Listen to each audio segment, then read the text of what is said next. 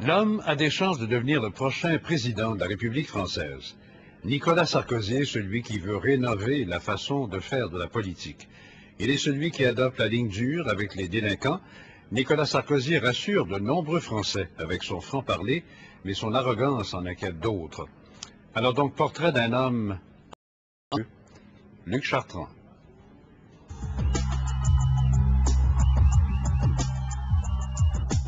Pour qui il ne faut pas voter, par exemple, ici? Premièrement, Sarkozy. Sarkozy, c'est un menteur. Franchement, j'en ai rien à foutre de ce mec-là.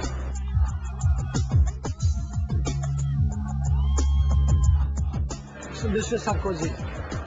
J'aime pas du tout. Je suis pas pour Sarkozy, parce que Sarkozy, s'il vient ici, je le mets dans le canal. Pour une partie de la France, Nicolas Sarkozy est un homme dangereux. C'est le syndrome TSS, tout sauf Sarkozy.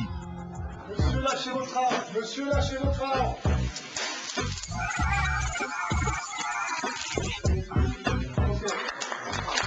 Mais il y a ceux qui l'aiment parce que Nicolas Sarkozy, c'est Monsieur Sécurité, ministre de l'Intérieur, grand patron des policiers. Dans une France inquiète devant la montée de la délinquance, il s'est construit une image de dur. Vous avez assez de cette bande de racailles. On va vous en débarrasser. Tous les auteurs de cette agression, aussi brutale qu'inadmissible, doivent savoir qu'ils seront déférés devant les tribunaux pour être condamnés avec toute la sévérité qui s'impose. La force de la République ne peut pas céder devant la force des bandes. À 20 ans, Nicolas Sarkozy est déjà un jeune chiracien. C'est lui, dans le rassemblement et dans l'appel lancé par Jacques Chirac, c'est les buts qu'il s'est fixés. Il nous a dit qu'il voulait construire une société plus juste, une société plus moderne, une société plus forte. Eh bien ça, c'est un langage que nous comprenons. Son ambition est transparente et son ascension fulgurante. À 28 ans, il devient maire de Neuilly, banlieue chic de la bourgeoisie de Paris. On apprend à faire de la politique, ça obéit à un certain nombre de règles, c'est beaucoup de sacrifices, mais c'est en même temps énormément de joie. Jacques Chirac est son modèle. Il deviendra son marchepied vers le sommet. C'est assez simple. L'histoire de Sarkozy, c'est l'histoire d'un homme politique français qui a décidé déjà il y a longtemps d'être président de la République. Et c'est vrai que depuis 2002, on le voit d'ailleurs à travers les sondages, c'est arrivé très vite après l'élection présidentielle, il était plus populaire que Chirac et les gens le voulaient. Donc ça fait des années que ça dure. Plus populaire que Chirac. 1 an et demi après la réélection de son patron, l'ambition de Sarkozy, que tout le monde soupçonne, apparaît en pleine lumière sur un plateau de télévision. Quand vous vous rasez le matin, là, vous pouvez penser à autre chose qu'au ministère de l'Intérieur. Est-ce qu'il vous arrive à ce moment-là de penser à l'élection présidentielle? Pas simplement quand je me rase. Avec plus de 3 ans à faire à son mandat, Jacques Chirac reçoit cet aveu comme un défi, la gifle d'un insolent. Je ne laisserai pas les ambitions ou les calculs des uns ou des autres, ici ou là, venir perturber l'action des 3 années à venir.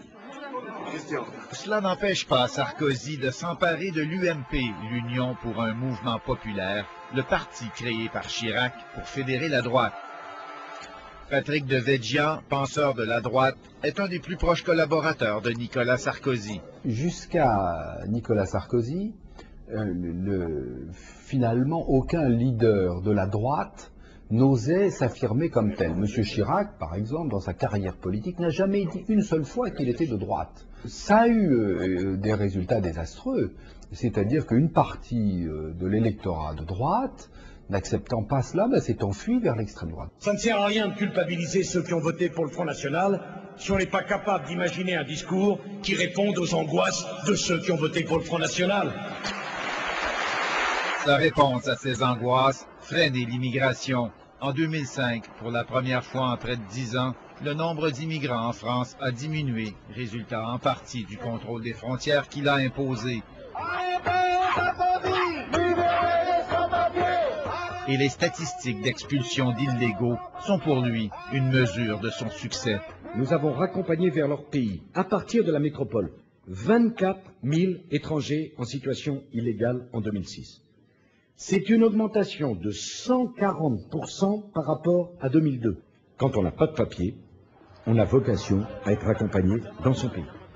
Mais Sarkozy n'est pas toujours classable. Il s'est fait le champion d'un nouveau droit pour les sans-abri, le droit opposable au logement. Et pour répondre à la marginalisation des jeunes des minorités visibles, il emprunte à la gauche américaine l'idée de discrimination positive. Cette discrimination, j'en suis tellement conscient que j'ai été le premier à défendre l'idée de la discrimination positive pour compenser la discrimination négative. Le ministre de l'Intérieur de France est un batailleur de rue. Il y a quelque chose à dire, tu viens de dire. Mais cela fait-il un présidentiable? Viens de dire. J'ai changé. 14 janvier 2007, c'est le jour de son investiture comme candidat. Il se lance enfin dans la dernière ligne droite vers l'élection présidentielle. Il tente de réussir ce jour-là la transsubstantiation de son personnage de premier flic de France en président plausible de la République. J'ai changé parce que le pouvoir m'a changé. Parce qu'il m'a fait ressentir l'écrasante responsabilité morale de la politique. Le mot moral ne me fait pas peur. J'ai changé. Ce mantra sera répété 10 fois dans son discours. Mais pas autant que le mot travail. Les socialistes ont promulgué la semaine de 35 heures. Lui veut donner aux Français la liberté de travailler plus. Je veux qu'on ne paye pas d'impôt sur le revenu, sur les heures supplémentaires pour qu'enfin la France comprenne que le travail est une émancipation, que c'est le chômage qui est une aliénation. Voilà le cœur de la prochaine élection présidentielle.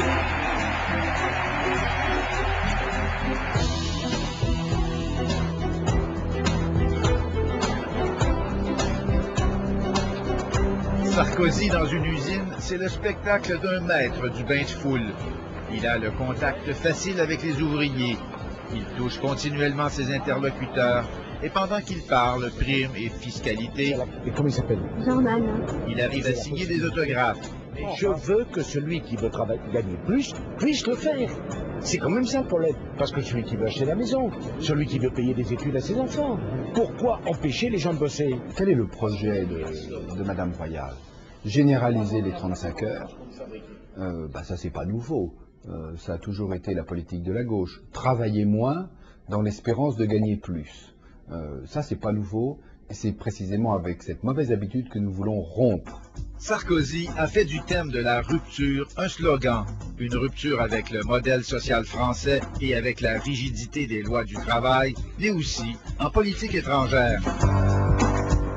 Sarkozy ne craint pas de s'afficher avec George Bush. Il n'a jamais approuvé la guerre en Irak, mais il a critiqué la façon arrogante, dit-il, avec laquelle la France s'y est opposée. C'est une rupture avec une France qui, depuis De Gaulle, a cultivé jalousement sa distance avec les États-Unis. Une rupture qui indigne le candidat gaulliste indépendant à la présidence, Nicolas Dupont-Aignan. Il a été quand même à Washington dire aux Américains que la France avait été arrogante au moment du conflit sur l'Irak.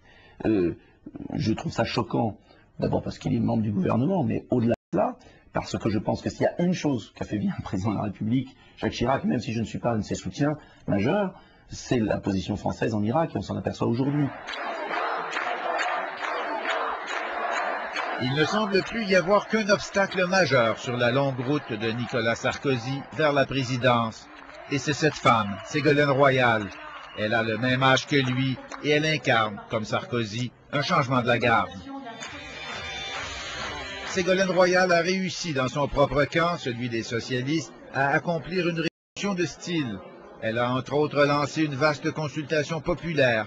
Pendant des mois, elle a donné la parole aux Français et c'est cette parole qui lui a servi à construire son programme. Avec moi, plus jamais la politique ne se fera sans vous. Sarko contre Ségo, ça peut ressembler à quoi? Ça va être une bataille saignante parce que ce sont deux personnalités très dures. On voit bien qu'ils ne sont pas de cadeaux, ce sera sanglant. Mais je pense que les Français le veulent parce que je pense qu'il y a un rejet de la classe politique précédente. C'est clair qu'il y a envie en France de donner un coup de torchon. On peut déjà dire que cette campagne présidentielle se joue entre celle qui sait écouter les Français et celui qui sait leur parler.